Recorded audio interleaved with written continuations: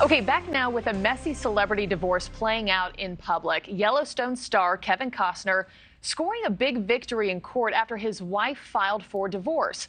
A judge ruling his estranged wife, handbag designer Christine Baumgartner, has to move out of their shared Santa Barbara compound by the end of this month, by the end of July. It all stems from the prenup deal that they signed before getting married, part of which said that in the event of a divorce, Baumgartner has only a certain number of days to move out. We're now joined by family law attorney Susan Guthrie, who's joining us this morning. You and I have quite a lot to unpack. It's quite the story. Thank you for being here. My first question to you straight out of the gate before we get into the nitty-gritty. I think for a lot of us who don't live in the world of high-profile prenups, we're shocked by some of these details. You, as a family law attorney, are you looking at some of this saying this is pretty par for the course when it comes to Hollywood splits? You know, it is pretty normal, especially in this case. I mean, Kevin Costner has one of the epic divorces with his first divorce. So to find out that he has a pretty solid prenup for his second marriage is not much of a surprise. And I think even people who aren't maybe necessarily attuned to a lot of celebrity news but love Yellowstone right now, this is an added layer of interest. Okay, let's get into it now. Baumgartner's attorneys asked for an extension to move out of that house from July 31st to August 15th, but the judge said no.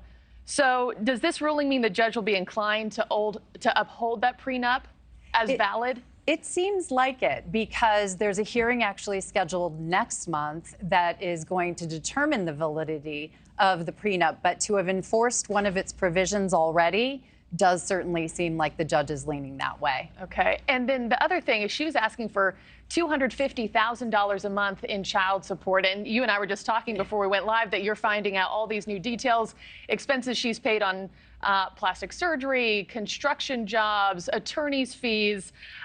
What makes her attorneys think that she can win that $250,000 a month if there's this prenup in place? It's interesting. And you say what makes them think they can win that? You know, it's not unheard of that people will inflate perhaps a request hoping to settle for a number lower.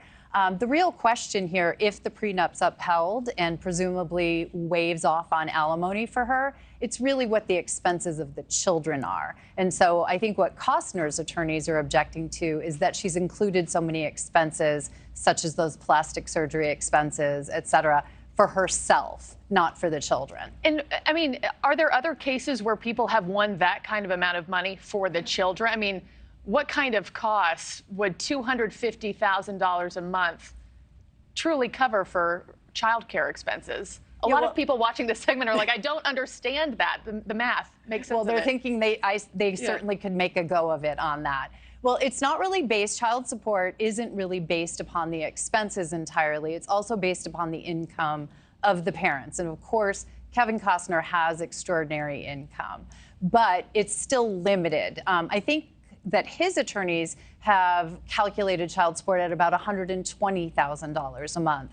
So I suspect she's still going to be able to make a go of it. Okay. She's just asking for twice as much. Okay. They're shooting their shot right now. They're seeing what they can win. It's going to end up somewhere in between there. Yeah. Okay. If the judge rules the prenup is valid and she has to return I think it was $1.2 million that he has given her, plus she'll have to pay his attorney's fees, how risky is it for her to fight this prenup to begin with?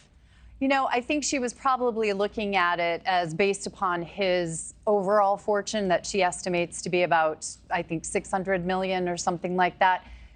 She's looking at it as losing $1.4 million to potentially get more might be worth the shot. They'll probably negotiate. I mean, honestly, they'll probably negotiate out a number that would be the norm. 95% of cases in divorce end up with a settlement.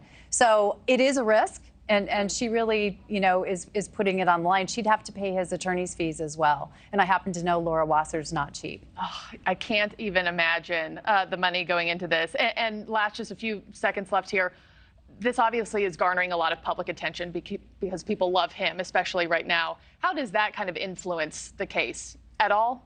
Well, it does in that by bringing him into the news, it might influence him being willing to perhaps negotiate more. I think that might have been one of the strategies here. It's unfortunate, though. They have 3 young children, And I'm sure those children read the news and watch television and know what's happening here. Thank you for watching. Go to newsnationnow.com to find NewsNation on your television provider. And don't forget to click the red subscribe button below to get more of NewsNation's fact-driven, unbiased coverage.